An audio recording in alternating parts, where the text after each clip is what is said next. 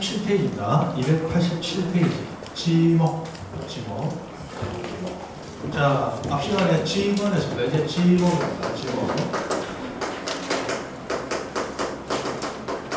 자, 지목은 토지를 그 토지가 어떻게 사용되느냐 목적에 따라 해서 지목이라는 이름 쓰는데 실제로는 목적이 아니고 용도에 따라고 말합니다. 용도. 토지의 주된 사용 용도. 주된 용도에 따라고 말하는데 주된 용도에 따라고 말합니다. 네.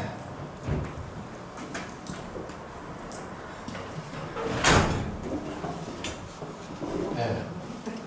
대로변에서 접근은 쉬운데 문을 열어보면 소음이 좀 그런데 그래도 이 정도가 뭐 괜찮죠.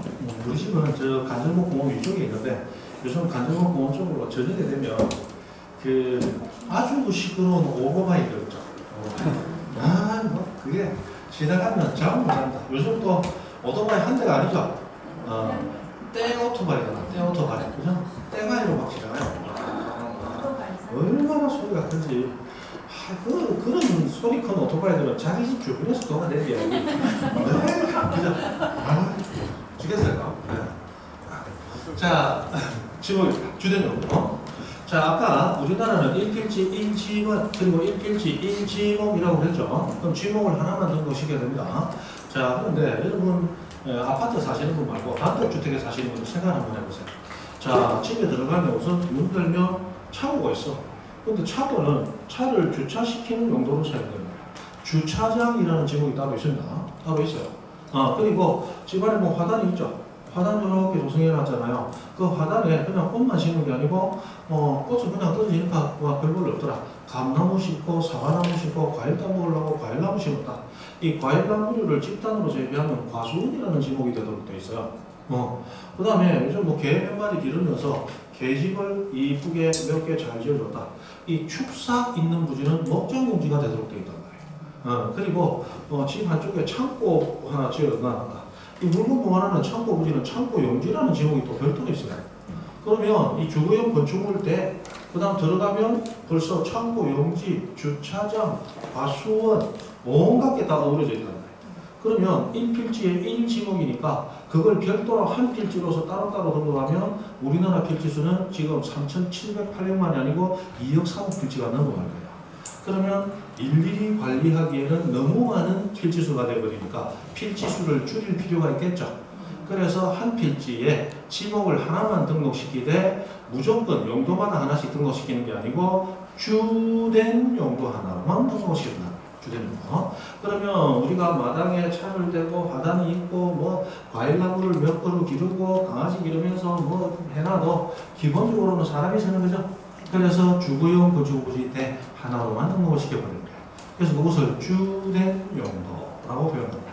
이번에 나중에 가면 주지목 추정의 원칙이라고 하는 걸로 이제 뭔가 배우게 되고 그런 것들은 천천히 하시고. 자, 그러면 288페이지 가보세요. 자, 3번 지목에 구분해가지고 이제 28개가 나옵니다. 이 28개는 시험장 가기 전에 다 외우셔야 돼요. 여러분들 28개 이름만 배우는 게 아니고 그 안에 내용까지 다 완벽히 숙지하셔야 돼요. 자, 해서 양가로 1번 전, 양가로 2번 다 쭉 나오는 거 있죠. 그럼 전답이라는 이름만 아는 게 아니고 전은 무엇을 전이라느냐. 밑에 박스 보시면 무를 상시적 항상 상자를 써서 항상 이용하는 건 아니고 곡물, 원예작물 또는 약초, 뽕나무, 당나무, 묘목, 관상수 등 식물을 주로 재배하는 것이라고 나왔어요. 자, 여기서는 기본만 몇 가지 보죠. 자, 우리 전과 답과 과수원이라는 제목이 나왔어요. 이 전과 답과 과수원이라는 이 제목의 토지들을 우리는 묶어서 농지라고 합니다. 농지. 그래서 우리가 농지를 취득할 때는 농지 취득 자격 정리에서 농취증을 발급을 받아야 그 농지가 내 앞으로 등기가 가능합니다. 그러면 농취증을 발급받아야 되는 대표적인 토지가 전답과수원이다. 전답과수원. 그럼 전답과수원은 농지예요. 농사짓는 땅입니다. 농사짓는 땅은 우리가 인위적으로 뭔가를 길러내야 되겠죠? 그걸 재배라는 용어로 표현합니다. 재배. 그래서 전과 답과 과수원은 공통 요건으로서 뭘 요구한다? 재배. 뭔가를 재배하는 거죠. 그래서 양가 1번 전에서 자, 물을 상시적으로 이용하지 않고 곡물, 원예, 작물, 약초, 똥나무, 당나무, 명목, 관성수, 동식물을 주로 재배라는 거 나왔죠. 그 다음에 양보로 이번 답을 가보죠. 답. 자, 물을 상시적으로 직접 이용해서 벼연, 미나리, 원골 등 식물을 주로 재배라고 나오죠. 그 다음에 양보로 3번 과수원 갑니다. 자, 사과배, 방어, 귤나무 등 과수류를 집단적으로 뭐하는 재배라는 거가 기본으로 들어갑니다. 그러면 만약에 뭔가가 자생하다, 스스로 크고 있다. 요거는 농기가 될 수가 없어요. 그러면 양가로 이번에 답했는데 물을 상시적으로 직접 이용해서 벼, 연, 미나리, 왕골 등이 주로 자생하는 토지를 답으로 한다. 나오면 틀립니다.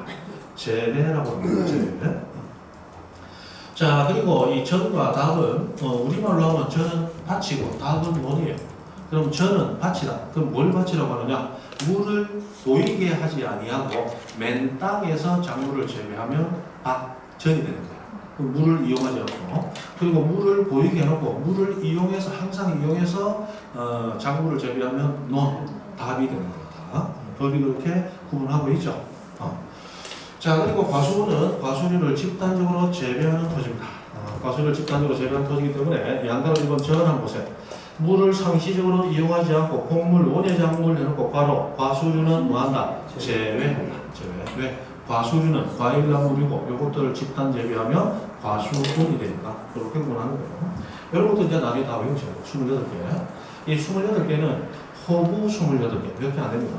이거 다 외우셔야 돼요. 재미나게 외우시면 돼요. 지목은 무조건 매년 한 문제 이상 나옵니다. 그래서 빨리 합격하시는 게 좋아요. 지금 작년 7월입니까? 우리 국토교통부에서 지금 대한민국 3,800만 필지에 가까운 토지를 28개의 용도로만 나누는 건 이제 한계보다 작다. 그래서 지목을 좀 더 세분화하겠다라고 해서 중간 연구 결과를 이렇게 할 겁니다라는 걸 발표를 했어요. 발표했는데 앞으로는 이렇게 나오겠다. 대분류, 중분류, 소분류로 나오겠다. 대분류가 10개인가 12개인가 있고, 그 밑에 중분류가 60개가 있고, 소분류는 아직은 미정이다 나왔어요. 그럼 소분류까지 넣으면 최소 200~300개 정도는 되지 않을까. 그럼 200~300개가 많다. 28개가 많다. 호부 28개. 호부 28개. 맞죠? 자, 다 얼마나 지금 기분 좋습니까? 지금 바뀌기 전에 왔다는 거. 기분 좋죠? 허구 28개 막 아이고, 그 입 다물라. 하고 싶죠? 됐고. 자, 그 다음에 양도사업은 목장용지 했는데, 축사는 남궁에서 동물 기르는 축사부지입니다. 이게 목장용지고.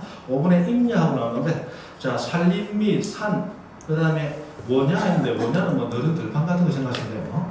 자, 그거를 이루고 있는 수림지, 중림지였습니다. 수림지, 임야니까 숲을 임자가 들어가구나. 수림지, 중림지만 임야가 안 해요. 뒤에 나오는 암석지, 큰 돌이 있는 땅. 자갈 땅, 좀 잘게 부서진 돌이 있는 땅. 그 다음에 모래땅, 우리가 얘기하는 백사장. 그 다음에 습지, 항상 축축하게 젖어 있는 땅, 늪 같은 거. 그 다음에 황무지, 황량한 땅. 이런 것도 다 지목이 뭐더라? 임야입니다. 임야. 그래서 이런 것들을 하나하나 다 배우셔야 돼.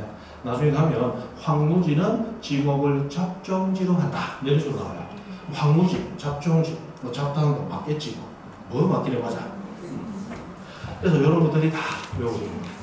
그 다음에 6번 광천지. 이게 의외로 여러분들 처음 듣는 분들이 태반이시겠지만 자주 나오는 지목 중입니다. 광천지.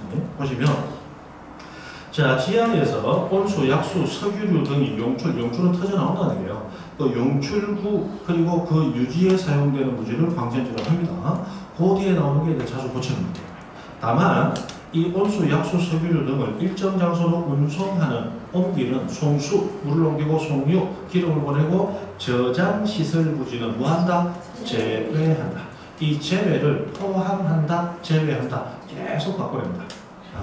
생각보다 자주 나오는 지목이에요. 광천지. 그 다음에 7번 염전, 소금 만드는 거죠. 염전은 일단 천일 제염 방식이라 돼. 천일 제염. 자, 그래서 두 번째 줄 중간에 다만 천일 제염 방식으로 해야 되는데 그 방식으로 하지 아니하고 동력, 모타 같은 기계의 힘을 빌려서 바닷물 끌어들여서 소금을 대량으로 제조하게 되면 이제 염전, 소금염의 발전 개념이 아니고 공장 돌리게 됩니다. 이건 공장 용지가 되고요. 그래서 그 부지는 뭐한다? 제외한다. 이렇게 됩니다. 이런 것들이 나중에 시험 나옵니다. 그 다음 대량만 보세요. 8번 대 했는데 대는 우리 주거용 건축부지가 대표적으로 되게 됩니다. 극장, 미술관 같은 게 다 되게 돼요. 그 다음에 9번 공장용지, 10번 학교용지 이렇게 나오는데 자 여러분들 대부분 건물이 지어져 있으면 지목이 되다. 보통 이렇게 많이 생각하시겠지만 전혀 그렇지 않아요. 건축물이 있더라도 건축물의 용도에 따라서 지목이 달라집니다. 그러면 영구적인 건축물, 아주 오래 갈 수 있는 건축물이 하나 지어져 있는데 집이 지어져요. 사람이 살때 지목은 됩니다. 그런데 영구적 건축물이 있는데 가보니까 학교가 있더라. 학교 용지예요. 건축물이 있는데 공장 건축물이더라. 공장 용지예요. 건물이 있는데 교회나 절이 있더라. 종교 용지입니다. 그래서 건축물이 있다고 다 대가 되는 게 아니고 건축물이 어떤 용도로 사용되느냐에 따라 지목은 서로 달라진다는 거예요. 그런 것도 또 나중에 하나 하시면 되고 11번 주차장이 있고 11번 주유소용지. 주유소용지는 뭐 우리가 다 기름 넣는 거 다 주유소용지입니다. 그 다음에 13번 창고, 그죠? 창고용지라고 그랬죠. 그리고 넘어가 보시면 290페이지 14번 도로하고 합니다. 이거 이제 나중에 가면 다 배우셔야 되지만 지금은 이런 게 있구나. 앞으로 우리가 이런 걸 배우는구나. 도로. 자, 도로하고 나왔는데 그 안에 한번 보세요. 자, 다음 각 목의 토지는 도로로 한다. 다만 아파트나 공장처럼 단일 용도로 이용되는 일정한 단지 안에 설치된 통로 등은 뭐한다? 제외한다. 그래서 우리 아파트 안에도 주차장까지 안내하기 위해서 도로가 잘 닦여져 있죠. 아파트 큰 데 가보면 내부적으로 신호등 같은 것도 달아놔요. 안전하게 보행하라고. 그러나 아파트 내 도로는 지목이 도로가 아니에요. 도로는 지목이 따로 있지만 아파트 부지는 전체가 대입니다. 대.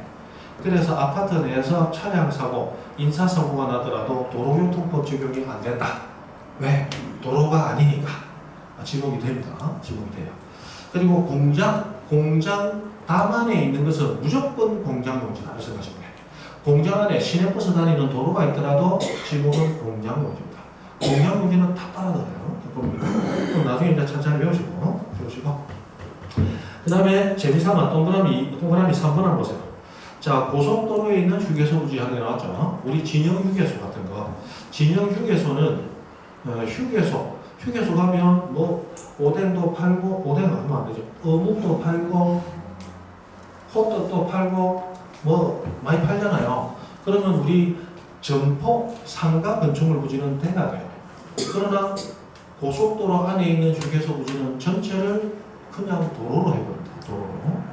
고속도로 휴게소 부지는 전체가 뭐가 된다? 도로가 됩니다.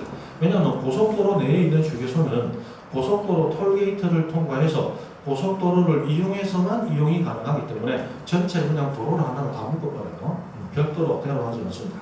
그러나 우리 저기 거제 가다가 통영 가다가 국도변에도 우리 개인이 운영하는 무슨 휴게소, 거북선 휴게소, 한산선 휴게소 이런 걸 많이 보시죠.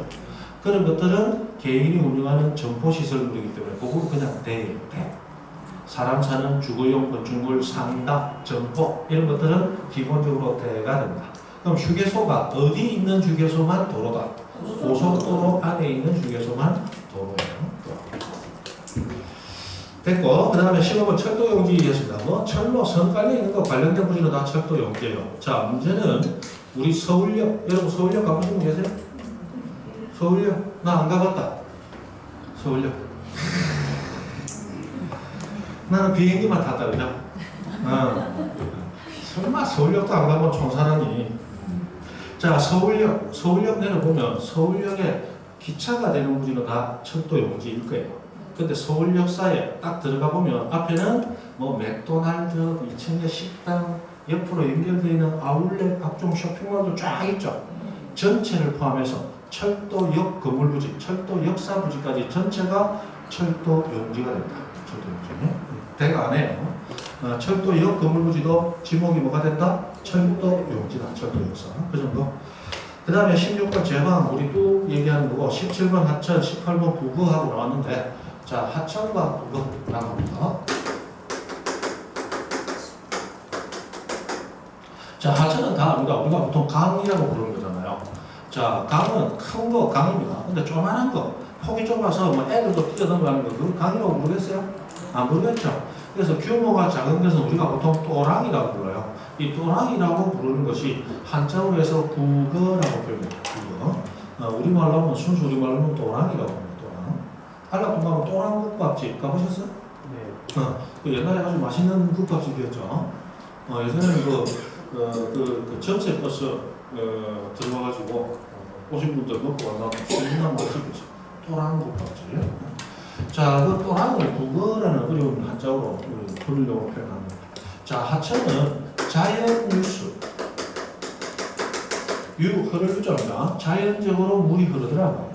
국어도 자연유수, 자연적으로 물이 흐릅니다. 그런데 하천은 자연유수가 현재 있거나 물이 흐르고 있거나 또는 가뭄으로 말라있지만 비만 오면 흐를 것으로 예상되는 물이 그거 다 하천이에요. 국어 역시 자연유수 있거나 예상되면 국어인데 국어에서는 별도로 이런 구지로서 규모가 소규모인 것 그걸 또랑이라고 한다. 국어라고 합니다. 그러면 하천은 반대 해석에 따라서 규모가 큰 것만을 하천이라고 하겠죠. 그래서 물이 흐르는데 큰 것은 하천, 강이요 작은 것은 국어, 또랑이다. 이렇게 구분한다는 거예요. 자, 문제는 인공수로 물이 자연적으로 흐르는 게 아니고 인공적으로 물질을 만들어 끌어당기더라. 그건 다 국어가 된다. 규모에 상관없이. 그 정도. 그 다음에 19번 유지하고 나오면서 물이 고여있는 곳은 저수지, 호수, 소류지, 댐 가리지 않고 물이 고여있는 곳은 다 유지, 우리 못지자를 쓰죠. 유지라고. 그 다음에 20번 양어장인데 뭐 물고기 이런 거죠. 수산채물, 번식, 정식을 위해서 이용되는데 양어장에서는 가장 중요한 것이 육상회라는 거예요. 육상회. 그래서 우리 육지에서 물을 고이게 해놓고 물고기를 기르는 곳이 양어장입니다. 우리 지금 회거리, 횟집에 가면 자연산에서 먹는 것의 거의 대부분이 가두리 양식장에서 나옵니다. 바닷물 속에서 그물로 가둬놓고 물고기 이러잖아요. 그 가두리 양식장은 양어장일까요? 아닐까요? 아니에요. 그거는 바닷물에 있는 거기 때문에 땅이 아니죠. 아예 등록 대상이 아니에요. 그래서 양어장에서는 가장 중요한 게 육상회라는 거예요. 육상회. 바다에 하고 나면 안 됩니다. 그 다음 21번 수도용지는 물을 정수 깨끗하게 해서 취수, 취하고 저수, 저장하고 도수 이끌고 정수 깨끗하게 하고 송수 보내고 배수 빼고 해서 수수수수수 하고 다 수도용지다. 그 다음 22번 공원은 공원에도 뭐 좋은 말이에요. 일반 공기의 보건 휴양이에요. 좋은 말 하는 거는 좋은 말로 넘어간다 외운다. 좋은 말은 넘어가는 거예요. 그죠? 좋은 말 넘어가는 거예요. 우리 뭐 길 가다가 외국인도 살라살라 하고 나면 좋은 말 하고 가네. 이러고 그냥 가는 거다. 맞죠? 그 다음에 23번 체육용지였습니다. 체육용지. 자, 국민의 건강 정진 등을 위한 체육활동에 적합한 시설과 형태도 좋은 말이다. 자, 여기서 이제 하나하나를 외우셔야 돼. 종합운동장, 체육용지, 실내체육관, 체육용지, 야구장, 골프장, 스키장, 승마장, 경륜장 이런 것들 다 체육용지가 됩니다.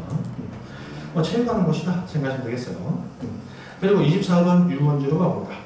자, 일반 공중의 위락, 휴양 등에 적합한 시설로 종합적으로 갖춘 수영장, 수영하고 노는 곳, 유선장, 배 타고 노는 곳, 낚시하고 노는 곳, 어린이 노는 곳, 동물 보고 노는 곳, 식물 보고 노는 곳, 그리고 민속촌, 우리나라 전래, 가옥, 양식 같은 거 보면서 노는 곳, 경마장, 경마하는 말 달리는 거 보면서 1,000원씩 배팅하고 즐기는 곳, 유원지요.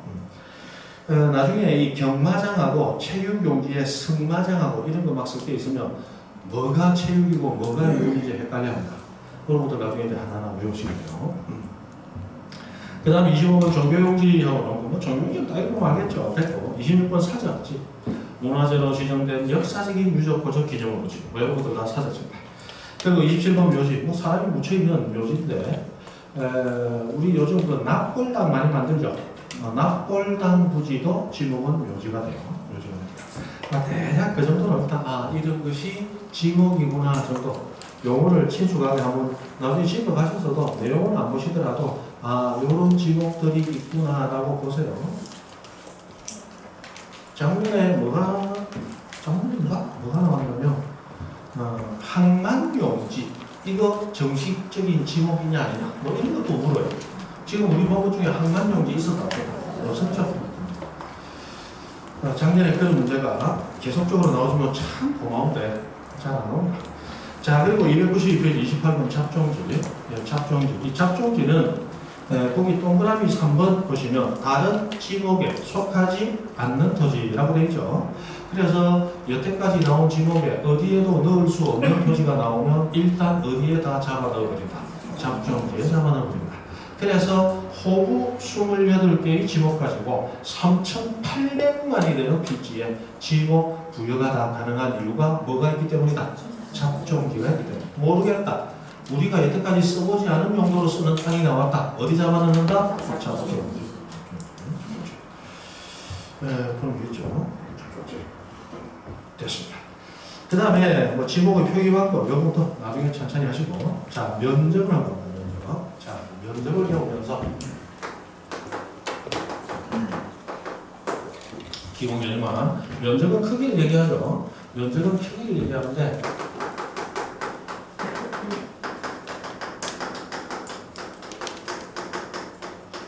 자, 우리나라 지주권부 등록되는 면적은 수평면상의 넓이라고 부릅니다. 이거 다른 말로 좀 줄여서 수평면적 이렇게 부릅니다. 수평면적. 자, 야산이 이런 게 하나 있어요. 야산이 이런 게 하나 있습니다. 이 야산의 둘레는 그림으로 그려보니까 이런 둘레가 나왔어요. 그런데 옆에 평야에 가보니까 희한하게 한 필지가 이 야산과 똑같은 둘레를 가진 평야가 하나 있습니다.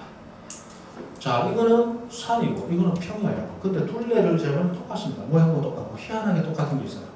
자, 이것도 한 필지고 이것도 한 필지입니다. 어느 필지가 더 큰 것일까요? 왼쪽 거, 오른쪽 거. 똑같습니다. 똑같아요. 두 개의 면적은 똑같습니다. 우리나라는 면적을 잴 때 실제 토지에 가서 재는 게 아니고 토지의 생긴 모양을 측량을 해가지고 지도에 등록을 시켜놓고 지도에서 면적을 잽니다. 지도에서 면적을요. 그러면 지도라는 건 위에서 아래를 내려다보는 평면도 개념이잖아요. 자, 하늘 위에 올라가면 이게 평야인지 산인지 위에 가면 전부 납작하게 보인다. 그 납작한 면적만을 면적으로 등록해줍니다. 그래서 이렇게 산이 있을 때 실제로 면적을 잴 때는 이 산의 무더기를 다 면적으로 재주는 게 아니고 싹 밀어내고 평야를 만들었다 그 바닥 면적만을 면적으로 계산을 해줍니다. 그래서 이런 땅을 산 사람과 이런 땅을 산 사람 둘이서 면적 똑같다 가보면 이 땅 산 사람이 훨씬 땅이 크 보입니다. 이마에 올라와 있어요. 맞죠? 그러나 이거는 땅이 넓은 땅, 큰 땅을 산 게 아니고 땅 크기는 똑같은데 이 땅은 이 땅에 비해서 흙이 월등하게 많다. 흙이 많은 땅. 무슨 얘기 되시죠? 만약에 이런 경사면까지 모두 면적으로 고려한다면 지금 집 팔고 땅 팔아서 어디 가야 된다? 서울 명동 앞에 가서 분기 깔고 앉는 자리 그것만 사는 거예요. 그죠? 서울 명동 상업, 옛날 상업원에 뭐지? 거기가 공시시가가 1제곱미터에 뭐 1억 넘어가죠? 아마 한 평 살려면 우리 돈으로 한 10억조도 안 팔걸? 그러니까 아마 명동 상업원에 무조건 가서 그 제프도 주지 않는 거 이거 내 거 하고 안 나가면 그것만 해도 벌써 억이야. 그죠? 내 분기만 다 억이라니까. 자, 그거 사가지고 그 다음부터 뭐 하면 됩니까? 흙 갖다 부어갖고 본드로 붙이는 거야. 100m만 올리면 이 땅이 만약에 경사면까지 다 면으로 계산하면 그죠? 엄청나게 커져버리겠죠? 돈 벌기 쉽죠? 자, 이거는 땅이다 흙이다. 흙이다. 그래서 땅은 수평면상의 넓이로서 계산하는 거예요. 수평면상 넓이. 그리고 면적을 잴 때 실제 토지에 가서 재는 게 아니고 실제 토지에서는 땅의 생긴 모양을 재서 도면, 지도에 등록시켜 놓고 그 도면을 이용해서 면적을 측정해요. 자, 그 면적 측정하는 방법이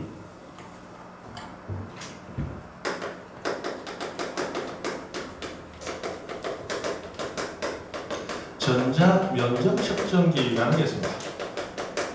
전자면적 측정기. 그래서 면적을 잴 때는 전자면적 측정기법에 의해서 면적을 잰다. 이 이름만 아시면 돼요. 어떻게 재느냐라는 기술적인 문제는 알 필요 없습니다. 우리는 용어만 아는 거예요. 그런데 아까 우리 토지의 모양은 경계라고 해서 지도, 도면에서 그림으로 표시하는 것도 있지만 좌표라고 해서 XY 좌표상에서 숫자를 그려주는 게 있다고 했죠. 예를 들어서 자, 이런 토지가 있다. 이런 모양의 토지가 있을 때 옆에 가서 측량을 해가지고 토지 생긴 모양을 재요. 재가지고 지도에 도면에 축소시켜서 이렇게 그림으로 등록시켜봅니다. 이게 경계라고 합니다. 경계. 그런데 이 땅값이 굉장히 높아. 그래서 이 경계선을 그을 때 잘못 그어가지고 조금 경계가 불일치하는 게 있으면 경계 분쟁이 일어나겠죠. 그래서 보다 정확하게 하기 위해서 이렇게 그림으로 옮겨놓는 게 아니고 XY 좌표상에서 1번점, 2번점, 3번점에서 자 1번점의 위치는 1,2 이런 식으로 우리 수학에서 좌표 꼭지 정리도 주는 거 있죠. 이런 식으로 숫자로 나타낸 것을 좌표라고 합니다. 좌표. 그러면 좌표가 있는 지역에서는 좌표를 이용해서 측정을 하는데 이때는 좌표 면적 계산법이라는 이름을 계산법을 씁니다. 여기에 지금 시험에 나오는 거예요. 이름이 나옵니다. 어떻게 나오냐? 도면상에서 측정할 때는 좌표 면적 계산법. 틀렸죠? 이런 식으로 나오니까 보고 하시면. 자, 그러면 우리나라 보면은 기본적으로 정밀도가 조금 떨어집니다. 정밀도가 좀 떨어져요. 그림으로 나타내는 거니까. 자, 그러면 청량을 어떻게 하느냐? 기본적인 청량 개념은 이렇게 합니다. 자, 이 우리나라 토지죠. 우리나라 토지.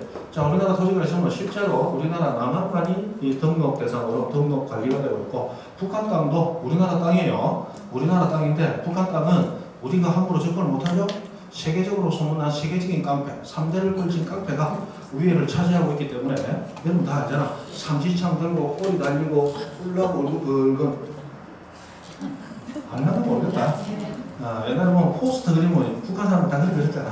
그 사람이 3대를 이은 깡패가 잡고 있기 때문에 차마 지금 찾아오지 못하고 우리 땅이에요.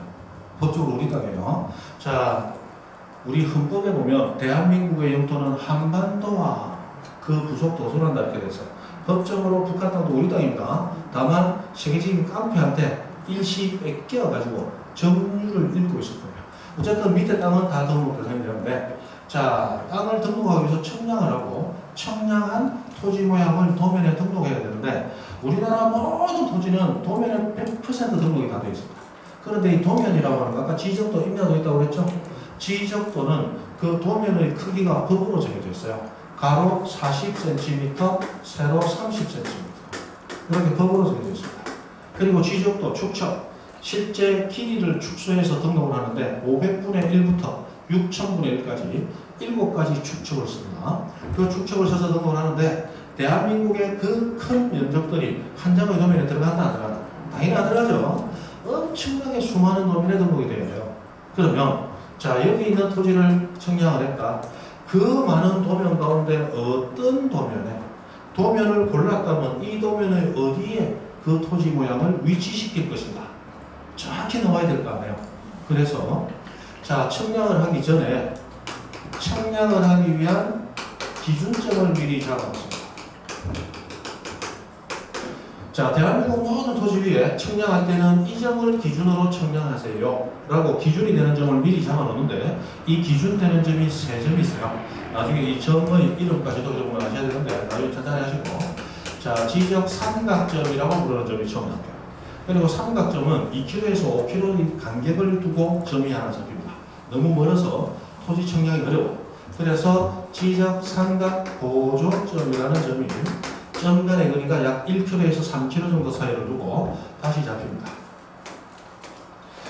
자, 1km에서 3km예요. 이 점 간의 짧은 거리도 1km가 떨어져 있어. 우리나라는 산지가 70% 이상이기 때문에 이 고저가 많이 있기 때문에 한 400~500m만 떨어지면 안 보여 토지가. 그래서 이 점 가지고도 청량이 좀 어렵겠죠. 그래서 이 점을 기준으로 해서 다시 수없이 많은 점을 지적 도근점이라는 이름으로 전국에다가 잡아놓습니다. 이 지적 도근점이 약 50m에서 300m 정도의 간격으로 잡혀요. 가장 많이 쓰는 점이 이 점이고 이 세 점을 이용해서 청량을 하는데 자, 이 세 점의 위치가 미리 도면에 등록이 되어 있습니다.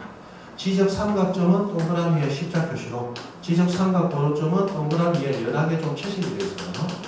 그리고 지적 도로점은 아무것도 없이 동그라미만 있고 이렇게 해서 도면에 이런 위치들이 등록이 되어 있는 거예요. 그러면 이 토지를 청량을 할 때 청량기계는 그 이 기준점 위에다 갖다 놓고 이 기준점으로부터 얼마나 떨어졌는지 위치들이 각도를 재는 거예요. 재가지고 여기서부터 얼마가 되더라 하고 나오니까 그대로 그려놓는 거. 요게 도면상 경계라고 합니다. 이렇게. 근데 뭐 50m 아니라 뭐 20m만 떨어져 있더라도 앞에 나무가 큰 게 있다. 예전에 어떤 집이 지어졌다. 안 보이겠죠? 그러면 여기서 기준점을 여러 번 옮기게 돼요. 땅이 잘 보이는 대로. 옮기면서 정밀도가 계속 조금씩 틀어지는 거예요. 이해되시죠? 그리고 요 그림을 그릴 때 사람이 그리잖아. 점 찍어놓고 쭉쭉쭉 긋는데 거기서도 오차가 발생할 수 있어. 그래서 도면은 기본적으로 정밀도가 조금 낮아요. 낮고 그리고 이 도면에 이렇게 등록을 시켜놓고 전자면적 측정기법이라는 게 전자면적 측정기라는 면적 재는 기계가 있어요. 그 기계가 이렇게 발동이 달려가지고 여기에 이제 축축에 따라서 축축을 맞춰주고 한 바퀴 굴리면 자동으로 면적이 계산돼 나오는 기계가 있어. 그걸 전자면적 측정기라고 불러요. 이 전자면적 측정기 가지고 어떻게 측정하느냐? 두 번을 굴려서 평균값을 면적으로 등록합니다. 자, 이거 기계가 한다, 사람이 한다? 사람이 한다. 그러면 이거 굴릴 때 제가 이거하고 똑같이 굴립니다. 똑같이 굴려요. 하나는 그래도 이렇게 손 두 개 생긴다. 자, 사람이 굴릴 때 정확히 그 선을 따라간다. 가다가 조금 삐뚤어질 수 있다. 삐뚤어질 수 있다. 그래서 한 번 하는 게 아니고 두 번을 해서 평균값을 면적을 등록을 해요. 그럼 다음에 면적을 재면 똑같은 값이 나온다. 조금 달라질 수도 있다. 조금 달라질 수도 있어요. 그래서 도면 자체의 도면 자체의 정밀도가 떨어지면서 면적의 정밀도가 조금 떨어져요. 그래서 우리 법은 면적은 잴 때마다 오차가 좀 나올 수가 있는데 이 정도 오차는 법이 허용합니다. 라고 하는 허용 범위라는 것까지도 법으로 정해져 있어요. 일단 도면은 정밀도가 좀 떨어져요. 그러면 땅값이 대단히 높은 지역에서 아까 명동의 상업은행 같은 부지에서 가다가 조금 삐뚤했다. 지는 삐뚤이지만 현장에서는 칼싸움 난다. 맞죠? 그 몇 센치 차이가 몇 메달을 밀고 가면 돈이 수억 대입니다. 그래서 그런 지역은 좌표라고 보다 정밀한 수단이 필요하다. 수학적으로 하잖아요. 그래서 좌표라는 게 만들어지는 거예요. 그러면 좌표는 돈이 많이 들어. 도면은 돈이 좀 적게 들어. 정밀도가 떨어집니다. 자, 우리나라는 돈이 많은 나라가 어중간하게 있는 거예요. 어중간하게 있는 거예요. 그래서 우리나라는 돈 많은 것은 못하든지 일부에서만 하고 전국적으로 적용시키는 것은 저렴한 거 적용시키는 거예요. 그럼 도면에 등록된 토지는 일부 토지다, 우리나라 모든 토지다. 모든 토지. 비싼 좌표에 등록되는 토지는 모든 토지다, 일부 토지다. 일부 토지. 그럼 여기서 우리가 뭘 할 수 있냐? 좌표가 있는 지역이더라도 좌표만 있는 건 아니고 뭐도 같이 있다? 도면도 같이 있습니다. 됩니까? 자, 그래서 이렇게 두 가지로 나누는 게 있더라. 그 정도. 그 다음에 면적을 계산하는 방법도 이렇게 나오는데, 오늘 지적 공부까지 끝내려고 야심찬 계획을 세워보았습니다. 자, 계획과 현실은 항상 일치한다. 항상 일치하는 건 아니다. 언제나 안 일치한다. 항상 일치하는 건 아니다. 그죠? 지적 공부까지 한다. 라는 야심찬 계획에도 불구하고 더 할 수도 있죠. 어떻게 하면 됩니까? 다 밥 먹고 안 쉬고 하면 되죠. 맞죠? 지금 11월, 12월 달은 50분 수업하고 10분 쉬는 걸 기본으로 합니다. 근데 나중에 좀 바빠지면 한 2시간쯤 안 쉬고 갈 수도 있어요. 여러분 나중에 두 과목 시험 치면 한 과목당 50분씩 100분 시험 쳐야 돼. 100분. 100분이면 1시간 40분이죠? 1시간 40분 동안 자, 소피마에 오신 분은 화장실 갔다 오세요. 갔다 오세요 합니까? 가고 오지 마세요 합니다. 가고 오지 마세요 합니다. 중간에 나가면 못 돌아오는 게 원칙이에요. 맞죠? 그러니까 1시간 40분 앉아있는 훈련을 미리 하셔야 돼요. 첫날부터 하면 다다음 주에 보나마나 안 올 테니까 첫날부터 하지 말아요. 자, 어쨌든 면적이 이렇게 되는데, 자, 여기서 면적까지 하고, 자, 면적은 측정을 하는데 어떻게 측정을 하느냐? 면적 측정. 자, 우리나라는 지적도가 있고 임야도가 있는데, 자, 여태까지 지적도 축척이 뭐가 있고 임야도 축척이 뭐가 있고 이거 구분하는 문제는 한 번도 안 나오다가 올해 지나간 10월 27일 날 올해 시험에 처음으로 한 번 나왔습니다. 자, 지적도 축척은 7가지가 있고 임야도 축척은 2가지가 있어요. 지적도 축척이 500분의 1, 600분의 1, 1000분의 1, 1200분의 1, 2400분의 1, 3000분의 1, 6000분의 1이 있습니다. 그리고 임야도는 3000분의 1, 6000분의 1 두 가지 축적 중에 하나였습니다. 자, 실제 지도를 토지 모양 그대로 만들지 못하니까 토지의 길이를 축소해서 지도를 만들죠. 얼마나 축소시켰는가 하는 게 축척이에요. 500분의 1은 길이를 500분의 1로 줄일 거고 6000분의 1은 6000분의 1로 줄일 거예요. 자, 여기서 500분의 1로 갈수록 큰 축척이다. 그래요. 큰 축척. 6000분의 1로 갈수록 작은 축척이다. 이렇게 됩니다. 그리고 작은 축척일수록 정밀도는 떨어집니다. 큰 축척일수록 정밀도는 높아져요. 자, 우리 칠판이 한 필지라고 가정을 해봅니다. 한 필지라고. 그럼 예를 들어서 500분의 1로 했더니 요거만하게 칠판 모양이 나왔다고 가정해보세요. 그런데 이 칠판을 6000분의 1로 길이를 축소하면 이것도 좀 큰데 요만하게 나옵니다. 그러면 이 칠판이 만약 여러분이 지금 기분 좋아서 아니 나중에 언제 기분 나쁠 때가 와가지고 칠판에다 머리를 박아가지고 여기가 엄청 들어갔다고 가정을 해보세요. 그러면 500분의 1은 길게 나타나니까 조금 들어가는 것도 이렇게 나타낼 수가 있을 거예요. 그러나 6000분의 1은 요만한 거 나타낼까요? 못 나타낼까요? 못 나타내요. 그래서 많이 줄여서 길이가 짧을수록 현실의 모양을 그대로 반영하기는 어렵다. 맞죠? 정밀도는 떨어지는 거예요. 크게 나올수록 정밀도가 높은 거예요. 보다 정밀하게 상환할 수 있습니다. 그리고 500분의 1이라는 숫자는 6000분의 1보다는 12배가 큰 숫자예요. 맞죠? 그래서 큰 자리로 된 축척 또는 모양이 크게 나오는 축척, 큰 축척, 이게 작은 축척. 그리고 구분한다는 거예요.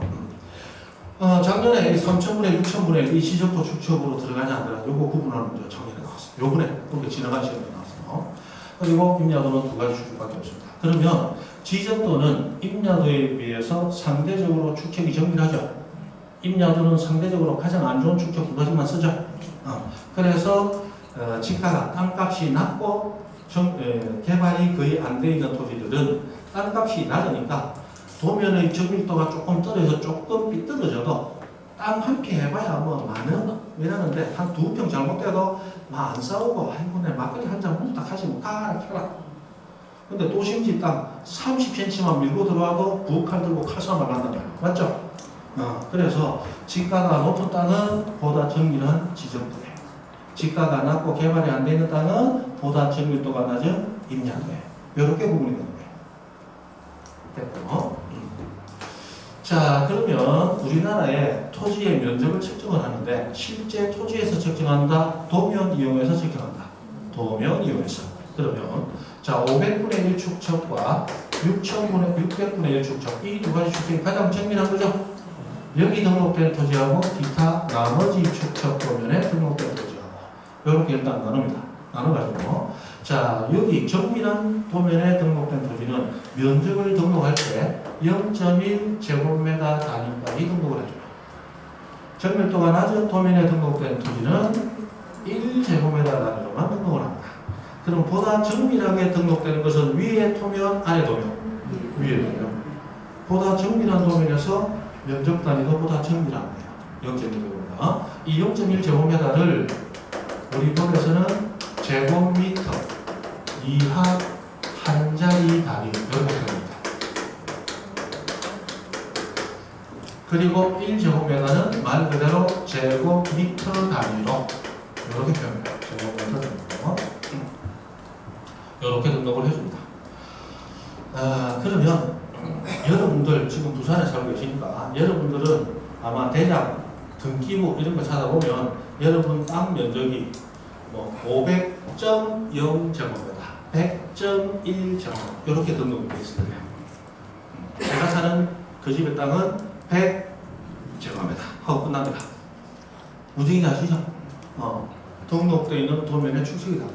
저는 시골에 사니까 보통 뭐 1000분의 1, 1200분의 1 좀 떨어지는 도면이고 도심지에는 500분의 6분의 1 하거든요. 이 500분의 1 축척 도면이 등록되는 곳은 나중에 경계점 좌표 등록부라고 하는 장부를 배우게 되는데 그게 비치된 지역에서 이용하는 거죠. 다시 얘기하면 좌표가 있는 지역은 좌표가 있는 지역은 아까 도면도 같이 있다고 그랬죠? 그 도면이 가장 정밀한 몇 분의 몇? 500분의 1 축적 도면이 같이 만들어져 있어요. 자, 이렇게 됩니다. 자, 이렇게 되는데 요거 계산할 때 어떻게 계산하느냐 요거까지만 하고 경계만 잠깐 보면서 자, 계산하는데 어떻게 계산하느냐 자, 365점 하고 계산이 됐는데 여기서 U5 또는 U4 66 65 64 이런 식으로 청량은 여기까지입니다. 청량은. 자, 그러면 실제로 등록되는 단위는 제곱미터 이하 한 자리니까 여기까지만 등록이 되죠. 요 뒤에 있는 수를 끝수 또는 단수라고 부르고 이 끝수 단수는 처리를 하는 거예요. 처리합니다. 자, 그럼 우리는 학교 다니면서 우리나라는 워낙 교육 수준이 높아서 이거 안 배워도 대부분 다 알아요. 자, 뒤에 숫자가 6, 7, 8, 9 하고 오더라. 버린다, 올린다. 올린다. 이거 올려서 365.7제곱미터로 등록을 해줍니다. 자, 뒤에 숫자가 4, 3, 2, 1 나온다. 어떻게 한다? 버린다. 그대로 365.6제곱미터로 등록을 해줘요. 문제는 5로 끝났습니다. 자, 5로 끝나면 우리 수학을 충실히 배운 우리 대한민국 사람은 4, 4, 5, 2번칙에 따라 무조건 올린다, 그죠? 아니에요. 그거는 학교 다닐 때 아들 하는 거고 지금 성인이잖아. 성인이 되기 때문에 우리 청량에서는 4, 4, 5, 2이 아니고 5, 4, 5, 2를 씁니다. 5, 4, 5, 2. 그래서 5는 4 버릴 때도 있고 5는 2 올릴 때도 있습니다. 자, 뭐 가지고 구분하느냐? 그 앞자리 숫자 가지고 구분해요. 앞자리. 그래서 5 앞자리 수가 0이나 짝수일 때는 5를 버립니다. 5를 버립니다. 안 올려요. 홀수일 때만 5를 올려요. 자, 그러면 앞에 숫자가 짝수죠. 5를 어떻게 한다? 버립니다. 만약에 앞에 숫자가 5, 그러니까 홀수로 나왔다. 어떻게 한다?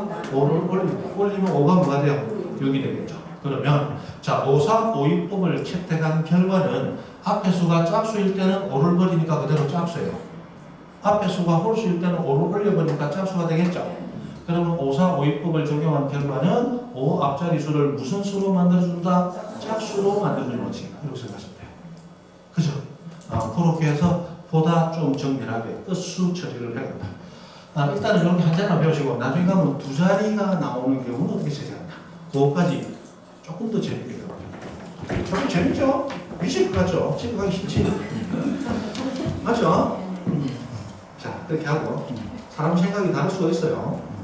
자, 그 다음에 293페이지 저 밑에 4번 경계라고 하는 거 한번 보세요. 경계.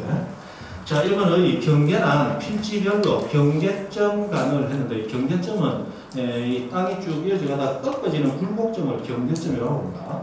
우리 수학에서는 이렇게 꺾어진 점, 이 점을 꼭지점이라고 부르죠. 우리 토지에서는 이게 꼭지점이 아니고 무슨 점? 경계점이 되는 거예요. 그러면 거기서 나오는 얘기는 이런 얘기예요. 자, 이 토지를 실제 측량을 할 때는 이 점의 위치와 각도를 여기 기준점 위에서 점의 위치와 각도만 이렇게 재는 거예요. 그래가지고 나중에 도면에 등록할 때는 자, 이 점, 요 기준점으로부터 요만큼 거리 각도가 떨어져 있다라고 점의 위치를 그대로 나타내는 겁니다. 그래놓고 이 경계점간을 무슨 선으로? 직선으로 그냥 쭉 연결해버려요. 그러면 그 토지 모양이 나오죠. 그래서 이 토지에 생긴 점을 따라 전부 측량하는 게 아니고 직선으로 이어져가는 건 무시하고 꺾어지는 점의 위치와 각도만 측량해서 등록시켜 놓고 직선으로 쭉쭉 연결만 시킨다는 거예요. 그게 거기 나오는 겁니다. 경계점 간을 무슨 선? 직선으로 연결해야 되는 겁니다. 이 직선이라는 요가 제일 중요한 단어입니다. 직선.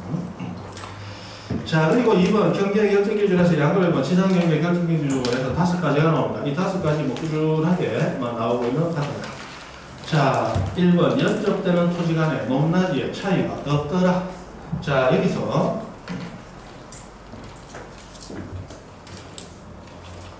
여러분 이제 3시간짜리는 뭐 앉아야 된다 뭐 힘 안 들죠? 힘 안 들죠? 힘들기가 있나? 처음에 한 일주일간은 막 엉덩이 막 피도 안 나오고 그랬죠? 지금은 적응되셨을 거예요. 처음 오면 자리에 앉는 거 적응하는 거, 그 다음에는 집중하는 거 적응하는 거, 그 다음에는 조금 따뜻해지기 시작하면 이제 인간이라면 누구도 이길 수 없는 그죠? 충곤증이 찾아오십니다. 그때 되면 이제 볼펜만 준비할 게 아니고 집에서 올 때 송곳 그런 거 맞죠? 막 찔려가면서 공부하시다가 뭐 송곳 찔려서 아 하고 뭐 비명 나오는 건 전혀 관계하지 않으니까 마음껏 찌르시면 돼요. 그때는. 자, 여기서 경계하고 나는데 그 경계 결정 기준이 5가지가 있어요. 경계 결정 기준.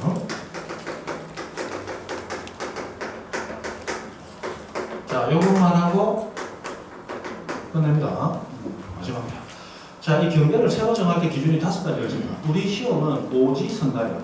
한 문제에 지문이 5개, 보기가 5개가 나옵니다. 5개 나오니까 우리가 뭐 하다가 얘가 5개 나왔다 무조건 외웠다 생각합니다. 문제 내기 좋잖아. 5개 중에 하나만 살짝 변형하고 틀린 거 골라라 하면 됩니다. 맞죠? 자, 경계를 새로 정하는데 자, 1번 경사가 없더라. 이렇게 평탄한 토지에 경계를 새로 잡아야 됩니다. 어디를 새로운 경계로 할 것인가. 두 번째, 경사가 있더라. 이렇게 토지가 경사가 있더라. 어디를 새로운 경계로 할 것인가. 세 번째, 자, 절토, 토지를 절개 잘라냈다는 얘기예요. 자, 요런 야산이 있습니다. 야산이 있어요. 이 야산이 있었는데 야산을 잘라내가지고 이 아래쪽에 도로를 만들든지 구걸을 만들었어요. 우리가 차 타고 가다 보면 낙석주의 해가지고 산이 깎여 있는 곳이 전부 이렇게 만들어지는 거예요. 그죠? 그 다음에 네 번째. 토지가 수면, 물 또는 해면, 바닷물에 접혀 있을 때 그때는 어디를 새로운 경계로 할 것이다. 그 다음에 5번 제방을 샀어요. 쑥을 샀다가 똑같은 곳인데 제방을 넣었다. 자, 이때 경계를 어떻게 정할 것인가 라는 5가지 기준이 법에 의해서 나열이 되고 있는데 요거는 문제로 자주 나옵니다. 자주 나오는데 이건 틀리라고 내는 문제가 아니고 제가 항상 강조하지만 이거는 지적법은 공부만 하면 만점 가까이도 나오는 법인데 혹시나 빵점 맞아서 실망해서 저 태종대 가는 버스비 들고 가는 버스비만 들고 오는 버스비 안 들고 갈까봐 맞죠? 빵점 방지용 자살 방지용으로 주는 문제예요. 이거는 틀리면 1,300원만 들고 오는 차를 챙기면 안 돼요. 저 영도 태종대 가는 버스 타고 가면 돼요. 분위기가 듣는다 모르겠다. 자, 이거는 틀리면 죽어야 됩니다. 자, 경사가 없다. 이 경사가 없는 토지에서는 그 지상에 있는 어떤 구조물을 찾아갑니다. 나무도 좋고 오래된 담장도 좋고 그래서 그 구조물의 정중앙을 새로운 경계로 정하도록 되어 있어요. 의미는 뭐냐? 쉽게 그 경계를 식별할 수 있도록 아무데나 정해놓으면 경계를 못 찾을 거 아니야. 그래서 쉽게 경계를 식별할 수 있도록 해준다는 거예요. 그 다음에 이렇게 경사가 있을 때도 아무데나 경계를 정하면 나중에 청량을 해가야 돼. 그러니까 경사 쭉 오다가 꺾어지는 그 점 중에 하나를 새로운 경계를 하는데 이 경사가 있을 때는 경사면의 하단부를 새로운 경계로 합니다. 자, 절토 이렇게 절개를 해서 드러내고 이런 땅이 생겼어요. 이때는 절토된 면의 경사면의 상단 또는 하단 중 상단부를 새로운 경계로 하도록 되죠. 그 다음에 수면이나 해면에 접혀 있을 때는 아까 얘기했듯이 최대 만조위 여기를 새로운 경계로 정합니다. 아까 최대 만조위 밑에 있는 토지, 갯벌 같은 건 등록되니까 안 되니까? 안 되니까. 당연히 물이 가장 높이 올라왔을 때 그 수위선을 새로운 경계로 할 수밖에 없다. 그러나 이렇게 제방을 쌓아서 매립을 해버렸어요. 똑같은 지역입니다. 여기 매립을 해버렸어요. 자, 이때 제방의 바깥쪽에는 최대 만조위가 있겠죠. 그러나 이때는 최대 만조위를 새로운 경계로 하는 게 아니고 이 제방의 윗부분, 이 윗부분이 우리가 발로 이렇게 밟고 다니는 부분이에요. 이 제방의 윗부분을 여기 구분단이 떴어요. 그러면 제방의 윗부분은 사람 어깨에 해당되겠죠. 그래서 이것을 제방의 어깨라고 부르는데 이 어깨 중에 바다 쪽에 가까운 바깥쪽 어깨 여기를 새로운 경계로 합니다.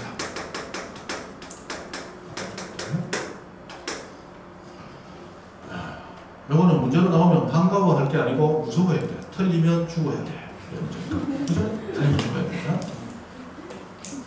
자, 그래서 경사가 없다. 구조물의 정중앙. 경사가 있다. 하단부. 절토, 절개, 상단부. 그래서 경하절상. 들었다, 였다. 경하절상. 경사만 나왔다. 하단부. 절토, 절개, 절자 나왔다. 산단부. 그죠? 경하절상.